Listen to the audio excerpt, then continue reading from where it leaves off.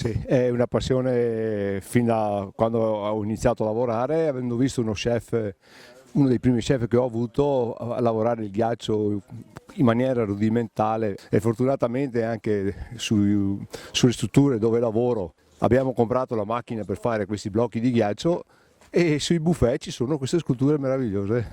Beh, tu hai fatto opere un po' dappertutto, ricordiamo alle Olimpiadi di Torino. Sì, e le Olimpiadi di Torino, anche quelle di Vancouver, dove abbiamo fatto le Olimpiadi di Torino, sono arrivato sesto sulle sculture, quelle astratte, mentre invece a Vancouver, come squadra italiana, io e Amelio Mazzella di Renella, siamo arrivati terzi assoluti, però abbiamo vinto il primo premio come l'opera più innovativa, più tutto quanto, perché rappresentavamo la Pandea del mondo con 5 uova con 5 feti all'interno, è una cosa meravigliosa. Qui per Cisò abbiamo realizzato assieme al maestro Beppo Tonon, che è il mio carissimo amico da sempre, diciamo, abbiamo realizzato quello che abbiamo trovato dentro al ghiaccio, perché alla fine c'era già dentro, noi abbiamo solo tirato via il ghiaccio in più, come diceva qualcuno di famoso.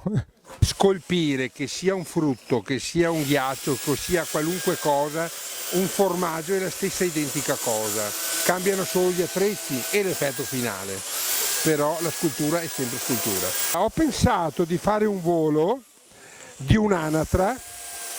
che è un po' impicchiata, non è un'anatra imbalsamata, rigida, ferma, ma è un'anatra che sta girando.